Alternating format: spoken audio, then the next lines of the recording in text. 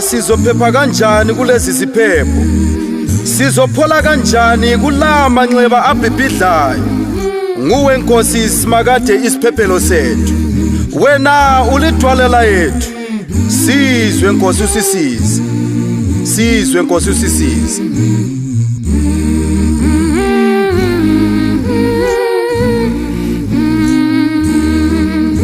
The winds and the waves shall obey my will.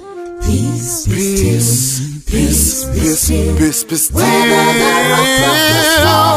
Yes, you should just claim peace, peace, peace still. You better trust and obey. Just believe God is in control. Yes, sir. He says the peace, peace, peace, peace still. Nkosi sengathungavuka usisindise thina ngokumangu wena somandla ona kukusisiza uyalalela umoya tholanya uyalalela umoya tholanya uthina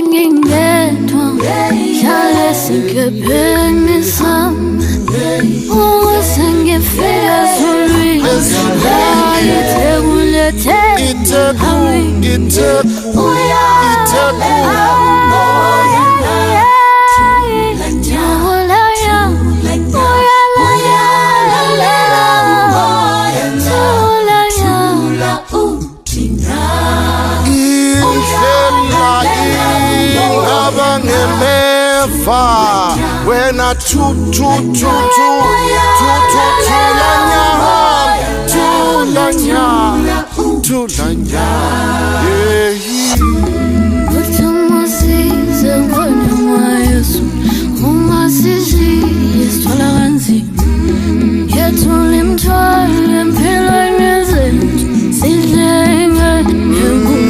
Somandla kayihambeki indlela imnyama okomgodo ngolamkhawulo. Awukufa khona kufihliza santando komuntu. Imitha yabhuqe ibhuquza santando phezu kwethu. Inkengane layo idla ubhedu iminyaka iselemana. Amadolonki intolo amandla kithi du. Nkosi soba yini thina? Soba yini thina sizosila kanjani kulezi ziqomazi? Sizophepha kanjani na kula malanga? Sizophola kanjani kula manxeba abhibhidla? Sisize Nkosi. Sisize Nkosi.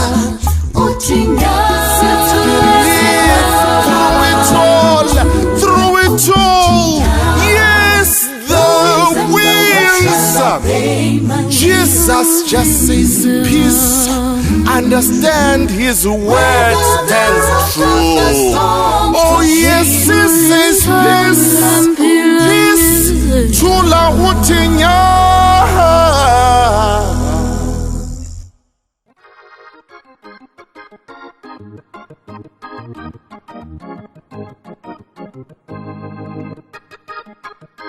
Kizwe Nkosi ube nomsakimi samkhululi woza umoya wami ufisa wena woza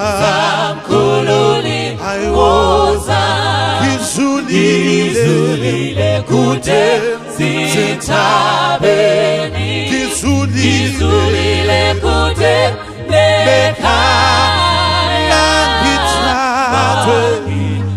mangithathwe ngilethwe esibayeni, zamkhululi woza asikho isiphephelo sami, zamkhululi woza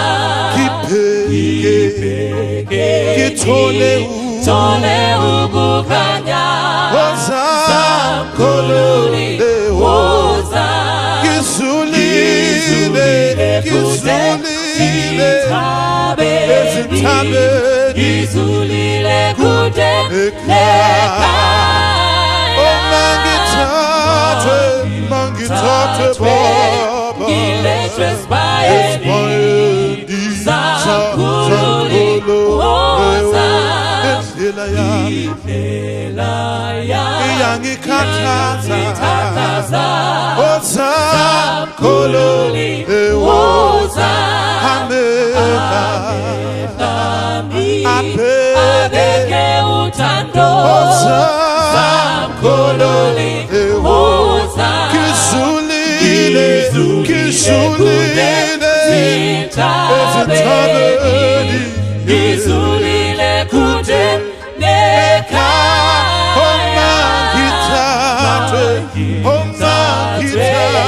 ngilethwe esibayeni, zamkhululi woza ukuzisola kwami, zamkhululi woza ukukhuleka kwami, zamkhululi woza ngizulile kude ezintabeni, ngizulile kude ekhaya,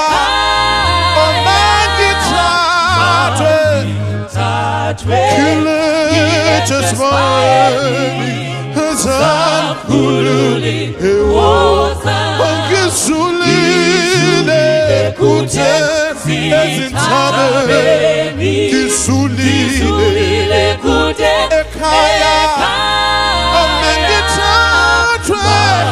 ngilethwe esibayeni, zamkhululi woza ngizulile kude ezintabeni, ngizulile kude ekhaya,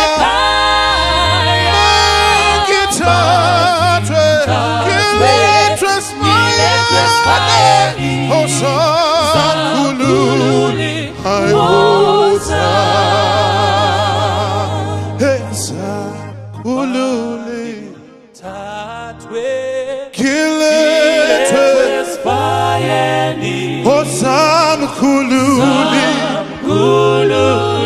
Khululi wami woza.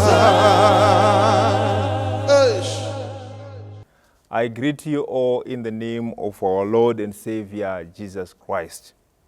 I also bring greetings from my family, and I also bring greetings from the team of health professionals that I work with on a daily basis to save the sick and the dying.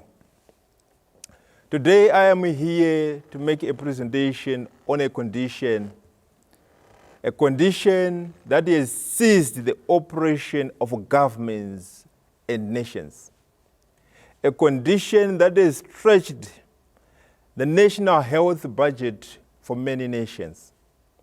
A condition that has disturbed the economy, industry, and commerce of several states. A condition that have left several people in grief and pain. A condition that has created a population of orphans within weeks. A condition that have robbed us of our health professionals. A condition that have robbed us of our loved ones. a condition that have left several people with medical complications and sequelae. I'm here, my brothers and sisters, to talk about COVID-19, and in particular the vaccination program. But as a preamble, what is COVID-19? COVID-19 is an acronym that stands for Coronavirus Disease 2019. Why 2019? Because this is a condition that started in Wuhan, in China, in 2019, and it's caused by a coronavirus. That's why it's called Coronavirus 2019. And this disease is caused by a viral pathogen. A viral pathogen called SARS-CoV-2. What does SARS-CoV-2 stand for? It stands for Severe Acute Respiratory Syndrome Coronavirus 2. Severe Acute Respiratory Syndrome, it just means that this pathogen, this viral pathogen, it causes a severe condition. And that severe condition affects the respiratory system, the system that we use to breathe, to inhale and exhale. And it comes in different forms and shape, affecting different systems and organs. That's why it's called a syndrome.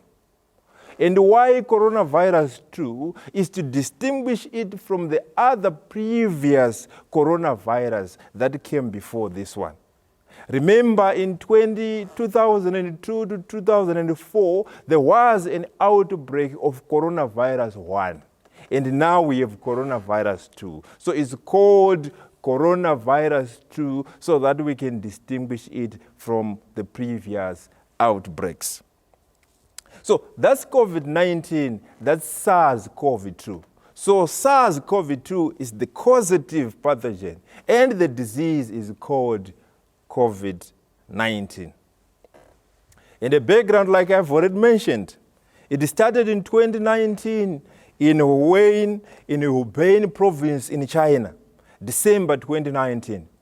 And the World Health Organization declared it as an outbreak by end of January 2020. In March 2020, it was then declared as a pandemic. What are the difference between an outbreak and a pandemic? An outbreak is when the disease is confined to a geographical place. It might be a district, it might be a province, it might be a nation. But when it spreads across countries and continents, or even spread to a global state like COVID-19, then it becomes a pandemic. So this was declared to be a pandemic in March 2020 by the World Health Organization. And it shows the severity and the gravity of the condition that we are talking about today. Where did it come from? There are various thinking and school of thoughts in terms of where COVID-19 came from. But it is so appealing and convincing that it started as a zoonotic condition. It started from bats in China. Why are people thinking that it started from bats in China? It is because of its genetic similarities with the coronavirus associated with bats. But what is not clear, what the researchers are still looking into, is there an intermediate vector between the bats and the human reservoir? That's the question that needs to be answered by researchers and scientists.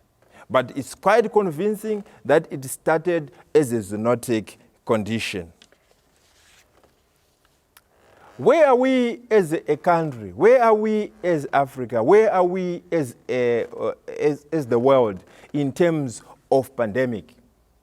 Part of the epidemiology of COVID-19, as we are talking today, by end of day yesterday, the 8th of August 2020, we had recorded just above 203 million people who were infected by COVID-19 since the start of the pandemic.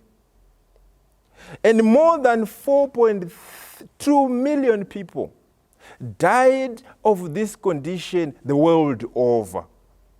If you come to Zimbabwe by day end, the 8th of August 2021, yesterday, just above 116,000 people were infected by this condition since it started. And more than 3,900 people died of this condition in Zimbabwe. And we are talking specifically about the recorded statistics. And there is a possibility that some of the cases were also omitted in terms of data capturing and recording. But these are the national statistics that are official that we do have. One might then ask, how is this COVID-19 spread between people? Since it started in China, how did it get in the United States of America, in UK, in Africa, in South Africa, in Zimbabwe? COVID-19 is spread between people and is spread through droplets. If one coughs, sneezes, and releases the droplets into the air, if someone is in close proximity within 6 feet or 2 meters or 2 arms length, can inhale those droplets and contract COVID-19. But it is also now clear through research of how it spreads. And now it's coming out that even talking can spread COVID-19, especially if you are in a confined environment, in a poorly ventilated room or auditorium. Just through talking, you can also contract this virus. It is also important for me to mention that it is not just through coughing, sneezing, and also talking. You can also spread this virus through surfaces. If one has got COVID-19, sneezes into his or her hands, and touch a surface, it might be a glass, it might be wood, it might be plastic, it might be a piece of cloth, it might be a toilet seat, it might be a plate or a utensil, kitchen utensil. And someone without that condition comes and grabs the same surface. Remember, the virus itself can stay on a plastic or hard surface for about 2 to 6 days, still viable and alive. And when you come and get into contact with the same surface, you can get the virus and contract this condition that we are talking about. So COVID-19 can be spread between people through coughing and sneezing, droplets, through talking, through surfaces as well. This is how this condition is spread. Let me also hasten to mention that when someone has contracted this virus, it doesn't necessarily mean one should have symptoms to spread the condition. Especially 48 hours before the onset of symptoms, one is already contagious, can spread this condition without symptoms. And that's why you realize that the public health interventions that we always talk about, that I am also going to reinforce, why are they important? What is the incubation period? Let's say you get in contact with coronavirus today.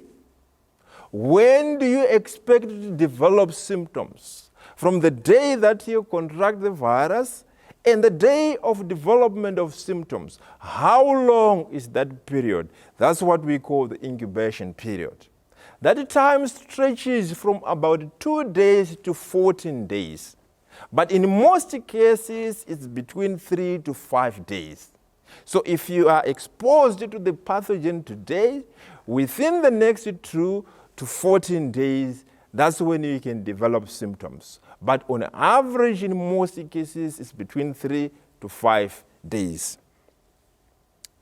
And when one contracts this virus, what are the signs and symptoms?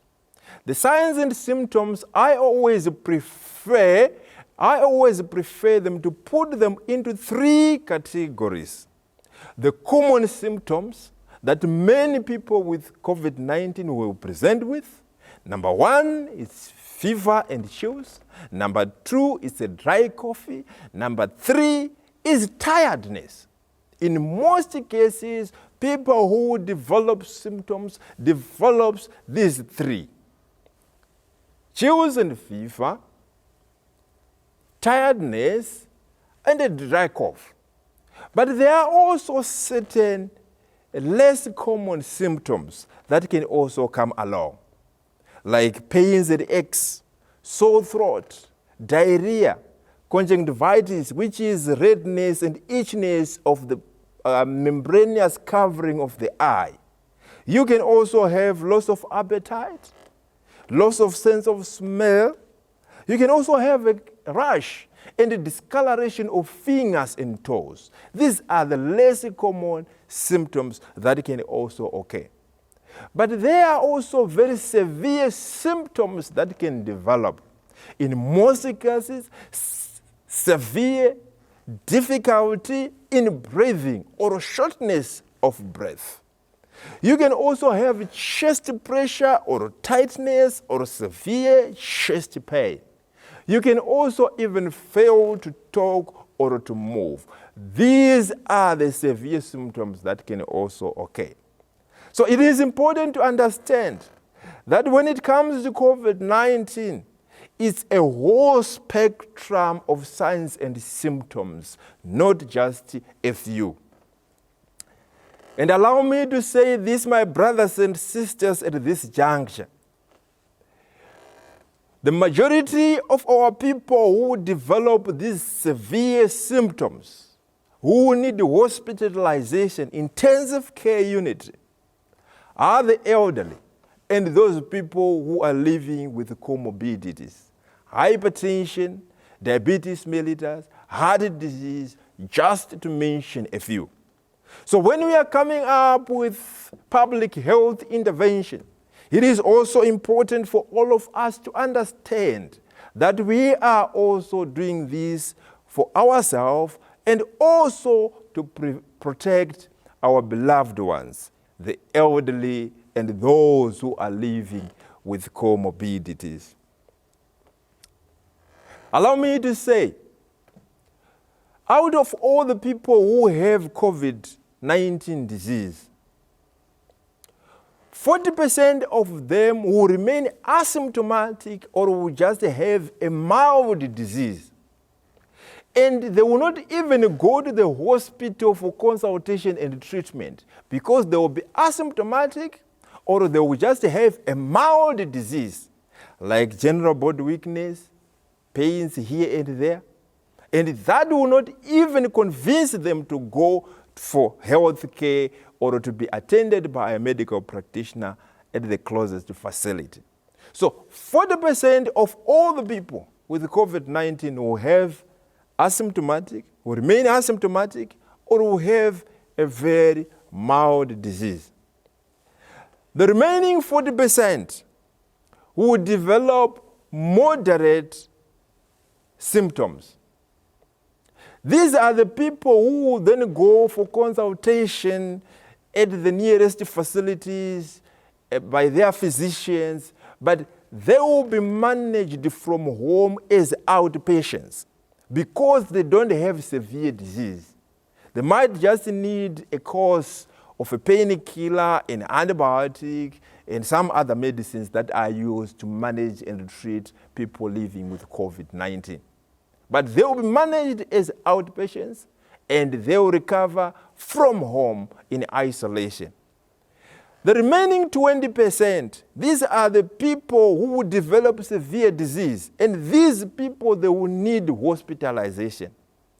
And out of these 20%, 5% will require intensive care unit and its services. And some will even fail to breathe, and they will desaturate to a point that they will need intubation. So I also want you to appreciate the spectrum and presentation and severity of this condition, that it do affect people differently based on age, comorbidities, and other factors.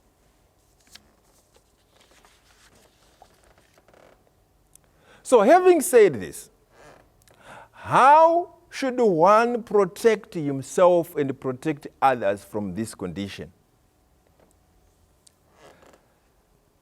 There are various interventions, public health interventions, that are tried and tested, that I implore all of you, my brothers and sisters, to follow religiously on a daily basis. Our people are becoming complacent day by day.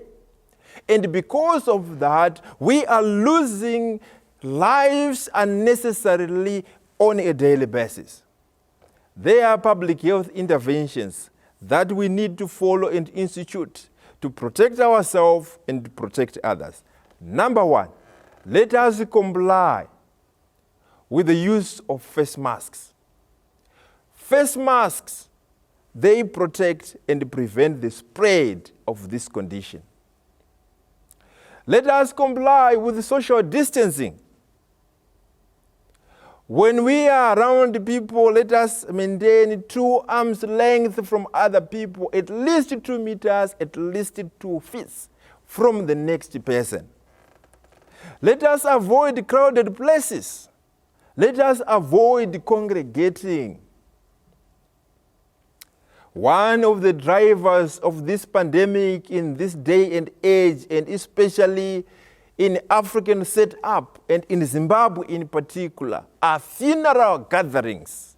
Those are super spreaders. And we need to avoid those gatherings if we want to keep ourselves and others safe. We need to avoid poorly ventilated settings, poorly ventilated rooms and auditoriums. That will also help ourselves to be protected from COVID-19. We need to wash our hands with soap for at least 20 seconds.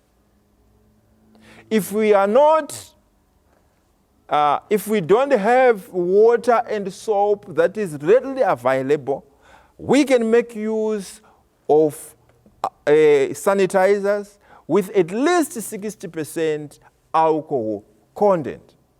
And we should wash our hands and sanitize our hands, especially after attending public events or a gathering or mixing with people or making use of a toilet, or when you are about to eat, or just after sneezing, or just after coughing. In those instances, you should sanitize. But we also need to sanitize regularly, irregardless of the activities that we will be doing. So let us wash our hands, let us sanitize our hands regularly all the time. We should also avoid touching our eyes, our mouth, our noses, most of the time. We know it might be a subconscious thing. People do touch their mouth, their nose, their eyes, more than 20 times in an hour at times. But we need to train ourselves of new habits if we are to win the war against the COVID pandemic. Avoid touching your mouth, avoid touching your nose and your eyes, especially without cleaning, washing, or sanitizing your hands. There is something that will also go without emphasis: respiratory etiquette. When you are sneezing, when you are coughing, you need to make use of a tissue paper. Cover your mouth, cover your nostrils as you are coughing, as you are sneezing. And after doing that, wash your hands with soap and water for 20 seconds. When you don't have a tissue with you, then you can make use of the inside of your elbow to sneeze or to cough. But also sanitize and wash your hands soon after doing that. The other public health intervention, which is very critical and important. Those who are ill, we do encourage them to stay at home in isolation. One important thing that is also important is for testing people with the symptoms. And if they happen to be positive, then we can provide them with supportive isolation. That will go a great way in terms of breaking the chain of the spread of this pandemic. We also need to conduct contact tracing and quarantining contacts where possible so that we can reduce the possibility of the spread of this virus. This equation will never ever be full without one topical integral component of public health intervention and prevention of COVID-19. What is it? Allow me, my brothers and sisters, at this point in time, to talk about vaccination when it comes to COVID-19. A lot has been said, a lot has circulated, lots of lectures has been given of different information pertaining to vaccination, even within our church, even in other faith organizations, even in different settings. People have got different information when it comes to vaccination. But one thing that I have to mention, and mention it very clear, is vaccination is part of the equation, is an integral component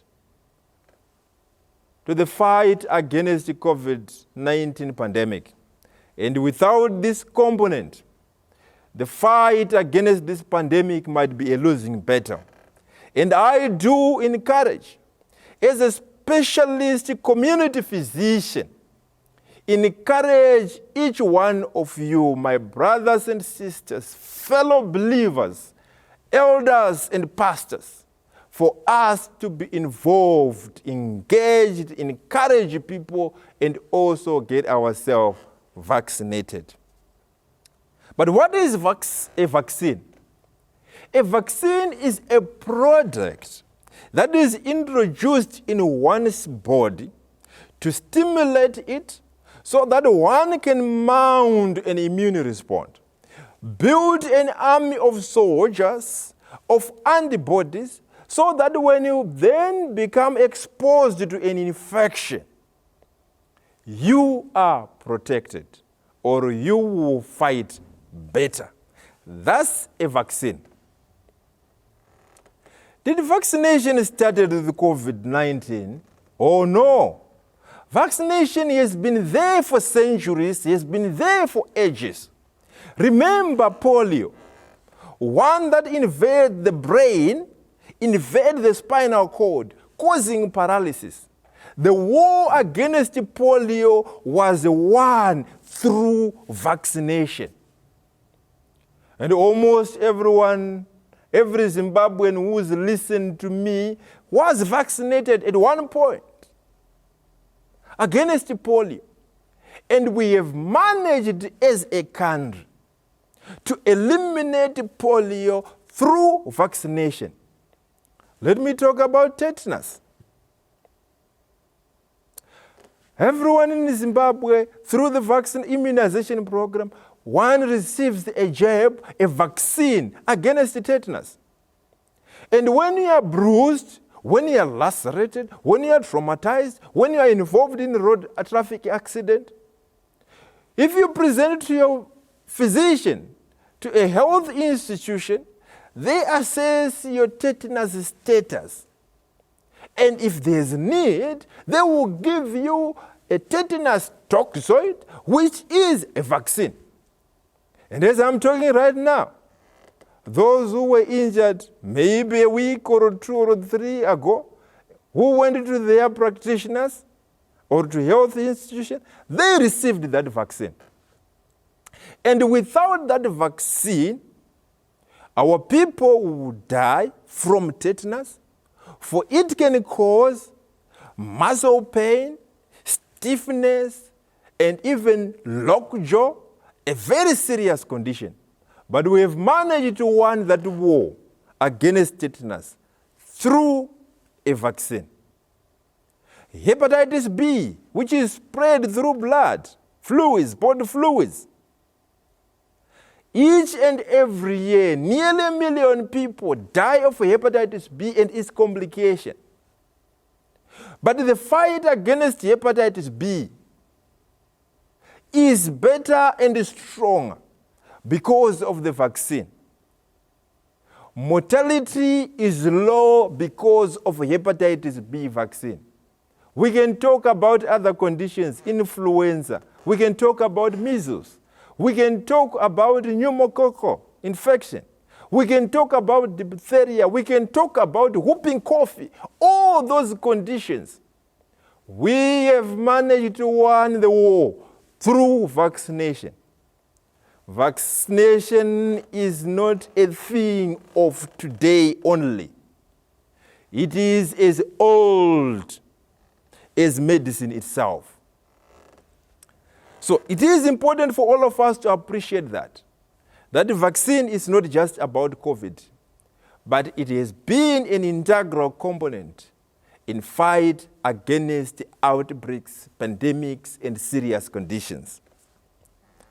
Let us go back to COVID-19.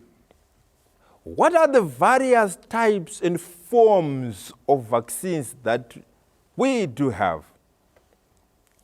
A vaccine can be a dead virus or a live attenuated virus, almost dead, that can be introduced in one's body.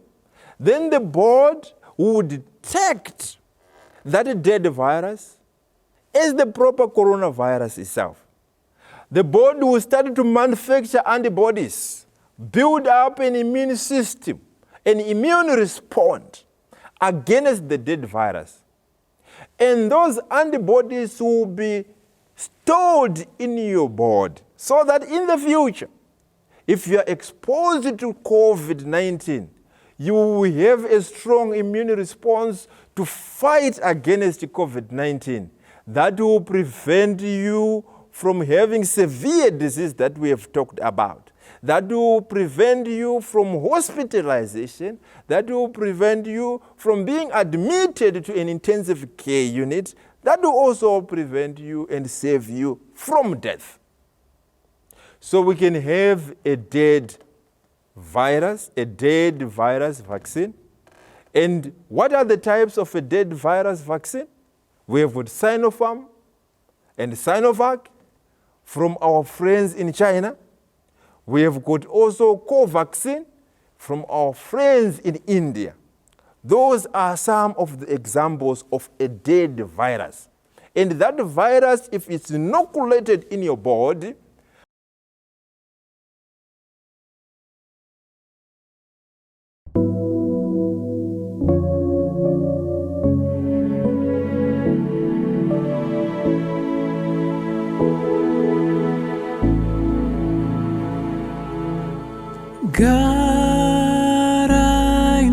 Garaineni usiku washika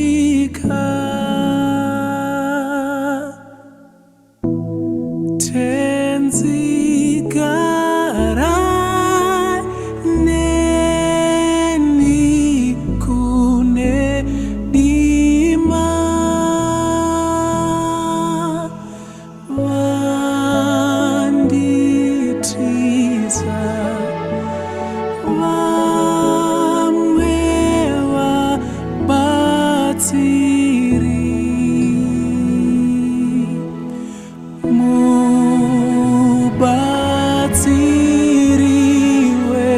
edu gara neni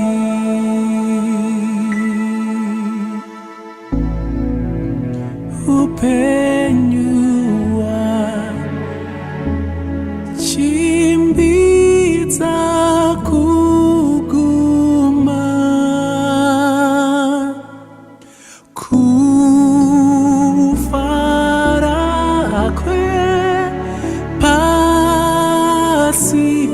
kunopera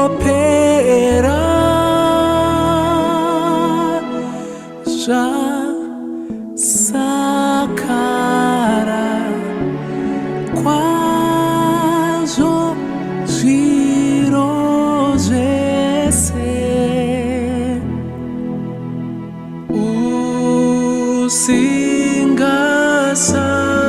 usingasakari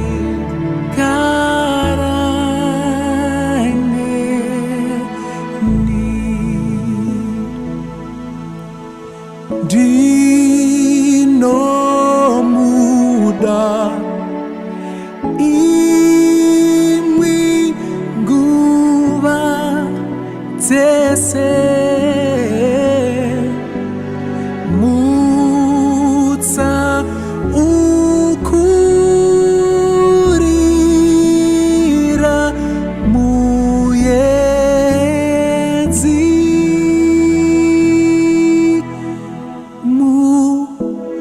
donzo wangu mutungamiri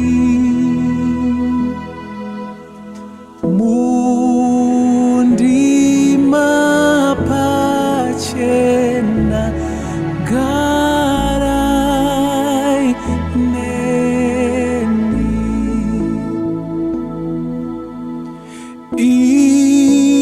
imwi muri poandityi mandu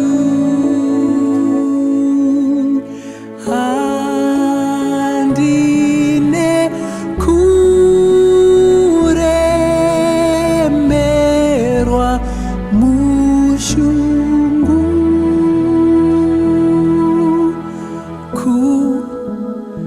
faguva kukunda kuripi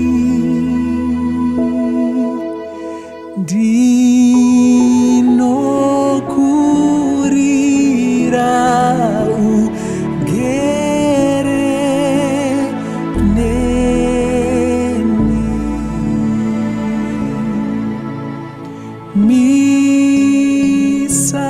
misamuchi njiko ndotandadza penya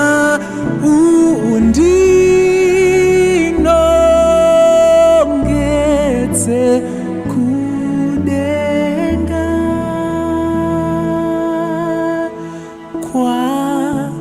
kwayedza kwazvo yabva mubvuri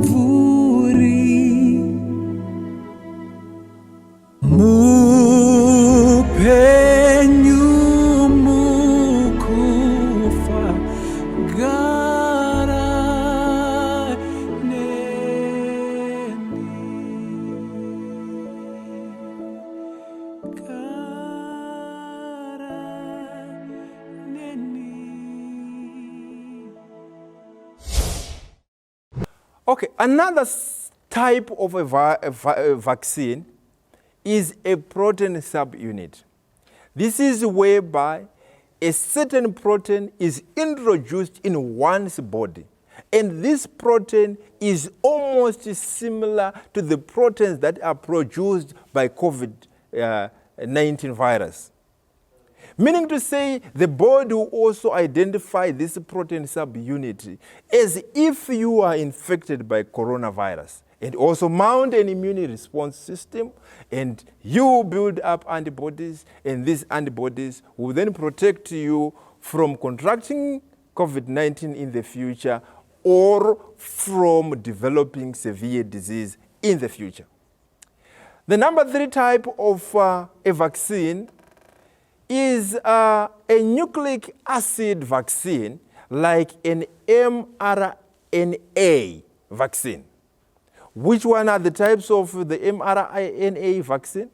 For example, the Pfizer, the Moderna from our friends in the USA. These are nucleic acid vaccines, mRNA vaccines. What do they do? This one is a molecule that is introduced in one's body to give an instruction to cells to produce a certain protein. That protein which will be identified as if it's coming from coronavirus. And an immune system will be built, antibodies will be there, then they will protect you in the future. The last component, the last group of vaccines is what we call the viral vector vaccine. For example, the Johnson & Johnson from USA, the Sputnik V from Russia. These are called viral vector vaccines. What do they do? What they do is they introduce a modified, harmless virus in one's body, and the body will also identify this as coronavirus, build an army of soldiers, antibodies. These antibodies will then protect you from contracting the virus or from developing severe disease in the future in case you get exposed. So all these are the types of the vaccines that we do have in the market. But allow me at this juncture to come home to Zimbabwe and say, which vaccines do we have in our country? We do have the dead virus, the Sinopharm, Sinovac, the Covax. We also have the Sputnik, which I said is also a viral vector form of a vaccine. And thank our government in collaboration with the African Union, Johnson & Johnson as well, which is a viral vector vaccine, is also in its way to come to Zimbabwe so that we can have a whole array of vaccines that can help our people. Before I talk about the statistics of people who have been vaccinated so far, where we are coming from and where we are going, allow me, my brothers and sisters, to mention some side effects that can also come with the vaccines. As you know, any form of medicine, in most cases, as it provides its therapeutic component, it is also possible that one can also develop side effects. And these side effects, they don't develop in everyone, but some will develop side effects. So what are the side effects of these vaccines? One can have an allergic reaction. One can react to the vaccine. So whenever you go for vaccination, the health workers will ask you first whether you have got a history of allergies. If you don't have a history of allergies, they will inoculate you with the vaccine, but they will ask you to sit down close by for at least 30 minutes, so that if that allergic reaction do happen, it can be managed very well in a clinic or a hospital set up. So, number one side effect, it can be an allergic reaction, of which this can be managed at the health facility. The other side effects, where you are inoculated, where you have been injected, you can have a swelling, you can have pain, you can have redness, but all these things in most cases, they don't last for more than 3 days. Then there are general side effects. You can have a headache, you can have muscle aches, you can have chills and fever, you can also have nausea, you can also have tiredness. These are some of the side effects that can happen. They don't happen to everyone, but to some. These side effects, in most cases, they take 2 to 3 days, then they subside spontaneously. In any case, if these side effects continue to persist, or you develop some of unusual problems, challenges that you think are linked to the vaccine. What we do encourage you, go back to the center where you are vaccinated. Our health professionals who are there, they are trained to deal with those issues. So side effects are there, but in most cases, they are mild and they last for a very short time, 2 to 3 days. I, for one, myself, I was vaccinated. Of course, I felt some pain where I was injected. There was a little bit of swelling as well. I had a fever a little bit, but within 3 days, all those things had disappeared and I was fine and strong. So, where are we as Zimbabwe? By day and yesterday, 1.8 million of our people, Zimbabwean population, had received their first dose of a vaccine. And just above 1 million had received their first and second dose of the vaccine. Meaning to say, we have got nearly 3 million of doses that have already been injected in our people. Meaning to say, the program is running, people are accepting it, and they are understanding the program and its benefit on a daily basis. So, the 1 million, just above 1 million of people who have already received first and second dose, translated to about 7% of Zimbabwean population, which is around 14 million. So 7% of Zimbabwean population now have been fully vaccinated. But remember, we have got a concept called the herd immunity. The herd immunity being an indirect protection that you get when the majority of people around you in this context have been vaccinated. And for us as a country to achieve that herd immunity, at least 60% of the Zimbabwean population should be vaccinated. And 60% of the Zimbabwean population translated to 8.4 million people. So we need to exceed 8.4 million people who are vaccinated for us to achieve that herd immunity. Thank God. Thank our government and the Ministry of Health. They have targeted that we need to surpass the 8.4 million, and we are targeting 10 million people to be vaccinated so that we are sure of the herd immunity. And as I'm speaking right now, I'm informed that 6 million doses of the vaccines are already in the country. At least 12 million doses have already been paid for by our government. Meaning to say we have the vaccine in our country. What we need is to encourage all our people to go and get these vaccines. One would then ask that we do have the whole array of these vaccines, Sinopharm, Covaxin, Sputnik, Johnson & Johnson in Zimbabwe. Which one is the best? Which one should I be injected? My advice, my brothers and sisters, is all these vaccines were tried, and all these vaccines were authorized by the World Health Organization.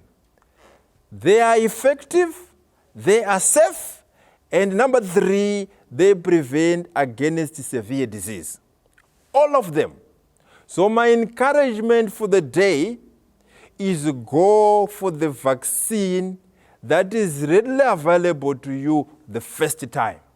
If your local clinic, your local institution, your physician has got Sputnik, go for the Sputnik, it's good for you. If they do have Sinopharm, go for it, it's good for you. If they do have Covaxin, vaccine, go for it. It's good for you. If they have Johnson & Johnson, go for it. It's good for you. All of these vaccines were tested. They are effective, they are safe, and they will protect you from severe disease. What is the challenge that we are facing this day? The challenge that we are facing on a daily basis is the challenge to do with infodemic, the super spreading of accurate and inaccurate information, some coming from leaders, some coming from religious leaders, some coming from influential people, some coming from anyone through social media circulating. Several rumors have been made, and the people are now skeptic about the vaccine. This is the challenge of the day. And it's now very difficult for us to fight and to make head on with this pandemic of our lifetime because of infodemic.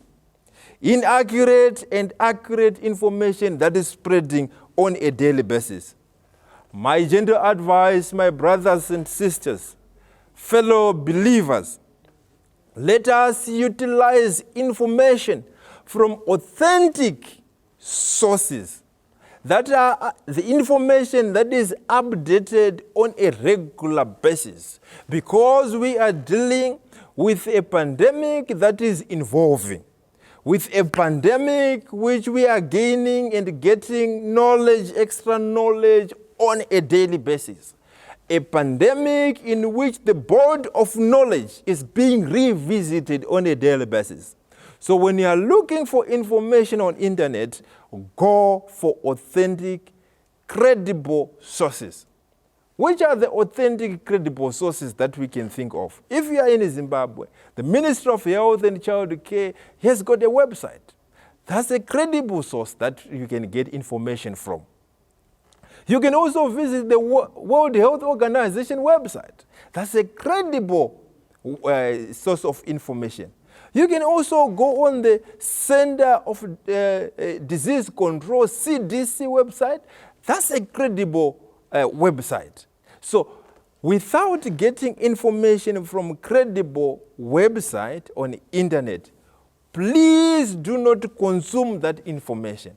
Do not use that information, and also do not circulate that information. Break the chain of infodemic in our society, for it will go a long way in managing and fighting this pandemic. But allow me to say, my brothers and sisters, searching on the internet should not be a substitute for consulting your health professionals. Whenever you want information, call or visit your practitioner and ask questions so that some of these things can be clarified in a proper manner. So searching on the internet should not be a substitute of consulting your health practitioner.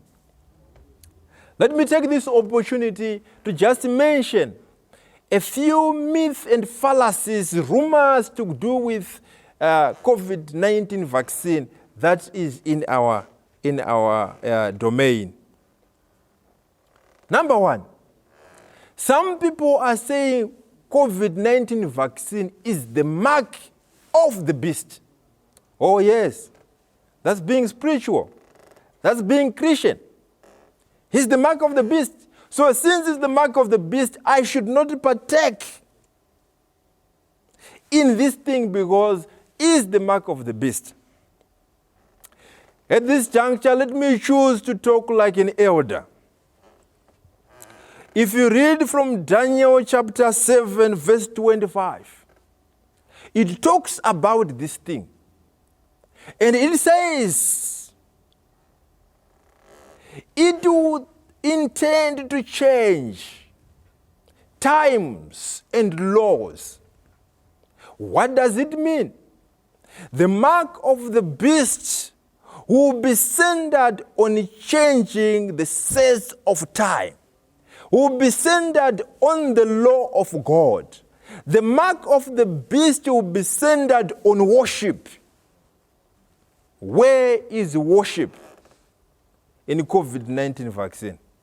Where is worship in polio vaccine? Where is worship in tetanus vaccine? Where is worship in these vaccines? Where is the intent to change times in these vaccines? Oh yes, there is no worship in the vaccine. There is no intention to change times in the vaccines. So absolutely, COVID-19 cannot be the mark of the beast. And based on this, fellow believers, elders, and pastors, let us go for the vaccine. Let us encourage our people, our families, our brothers to go for the vaccine. For it is very integral when it comes to the fight against the pandemic of our own time. Some say, I can't go for the vaccine because it will change my DNA. I will change shape. I will change my thinking. I will change my nomenclature. Or else my offspring will change in terms of its genetic makeup. Let me tell you, my brothers and sisters, all these vaccines that I have been talking about, they enter into the cell, but they don't enter into the nucleus where the DNA is. So because they don't enter into the nucleus, they don't interfere with your DNA, they don't interfere with your genetic makeup or even your offspring. So all these are rumors. Some say, I don't partake of these vaccines. Why? Because it will cause infertility. There is no evidence to that. In actual fact, I do have clients, I do have people who have come for vaccination at the health institutions. And later on, now they are pregnant. Some they've also made others pregnant. So there is no evidence to this. All these are rumors. Vaccines, there is no evidence that vaccines can cause infertility. It's just part of the infodemic. Some say this vaccine will cause my body to be magnetic. It will create magnetic field around me. Visit those who have been vaccinated. Come to me, I was vaccinated. I'm not magnetic. I don't have any electromagnetic field around me. Oh, these are rumors that we need to educate our people to understand that the fight against this pandemic will not be succeeded if we don't correct these rumors and errors that we come along with. There are some questions that are asked that I think I should take this opportunity to answer as well. Number one, some say, if I wanted to be pregnant, if I'm planning to be pregnant, should I take the vaccine now? Oh yes, it's good for you. Remember, when you get pregnant, your immune system might change. So it's better for you to have a boost now before you get pregnant. It's still safe. Some say, Chiremba, can I be vaccinated whilst I'm breastfeeding? Oh yes, these are dead virus vaccines that we do have. They will not be passed to your child who's breastfeeding. The good part actually is when you get the vaccine, you mount an immune system, you build some antibodies in your system, you will then pass those antibodies through breast milk to your child, meaning to say your child will also be more protected against COVID-19. So even if you are breastfeeding, you should have the vaccine. Some say, will I not turn positive of COVID-19 after getting the vaccine? You will not turn positive because of the vaccine. If you are tested using an antigen test, a PCR test, you remain negative unless if you are tested using an antibody test, of which if an antibody test tests positive after vaccination, what it means is you have managed to build up the antibodies. You were exposed to the coronavirus before, or you have managed to build the antibodies because of the vaccine. So if you are positive of an antibody, that's actually a good thing post-vaccination. But an antigen PCR will remain negative. You will not be positive of COVID after vaccination. The last question was, is the vaccine still effective against the new variants that are coming? For example, the Delta variant that is started in India after the creation of these vaccines. Oh yes, we know the Delta variant spreads easily, is more infectious, can also cause severe disease. But the information that we are getting from our scientists is these vaccines are still effective against the new variant. But remember, this is an ongoing process of research. If there's a change in strain and there's a realization that we also need to change the vaccine as we go along, that information will be brought up and we adjust as we move on. But some form of protection is better than nothing. So we continue to encourage our people to go for vaccination. In closing, my brothers and sisters, fellow believers, and my countrymen, I stand here to encourage you to go for vaccination. For I repeat, the fight against this pandemic of our time will never be won without attending to the integral component of this fight, which is vaccination. Let's get our people vaccinated. Let us encourage them. When we get into churches, when we are at home, in our families, in the streets, at work, let's talk about the vaccination program. Promote it so that we can reach the herd immunity and protect ourselves, those who are close to us, our loved ones, the elderly, and those who are living with comorbidities. But let us not forget the public health intervention, the mask, social distancing, washing of hands with soap and water for 20 seconds, making sure that we do have a respiratory etiquette. Those things are very critical. May the good Lord bless you and protect you as we are fighting against COVID-19. I thank you. I'm on my way to Canaan's land. I'm on my way to Canaan's land. I'm on my way to Canaan's land. Oh, I'm on my way. Praise the Lord, I'm on my way. I'm on my way to Canaan's land.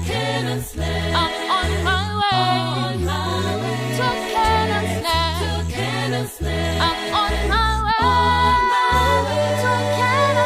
to Canaan's land. Oh, I'm on my way. Praise the Lord, I'm on my way. If my brother won't go, I'll journey alone. If my brother won't go, I'll journey alone. If my brother won't go, I'll journey alone. Oh, I'm on my way. Praise the Lord, I'm on my way. If my brother won't go, I'll journey alone. If my brother won't go, I'll journey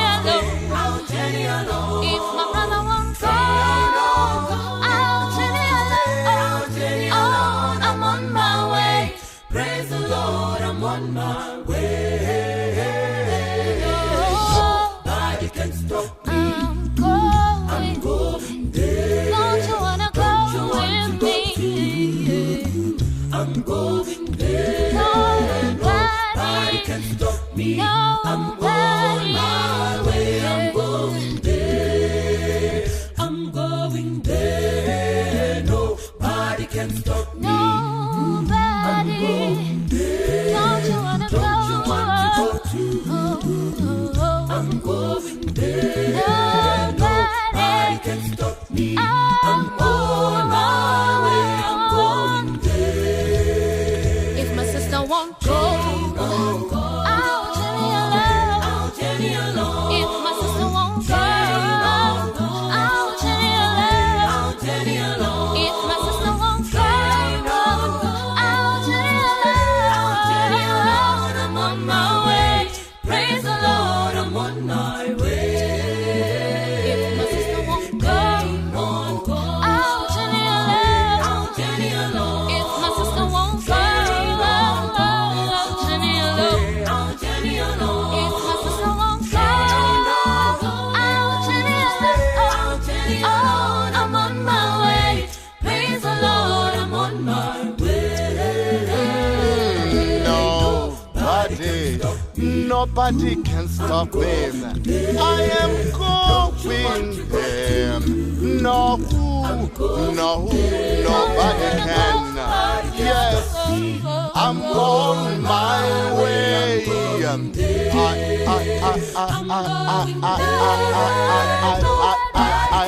I am going. If you want to stay, you can stay. I am going. Nobody can stop me. I'm on my way. I'm on my way. I'm going. Yeah. Don't you want to? I'm going there. Nobody can stop me.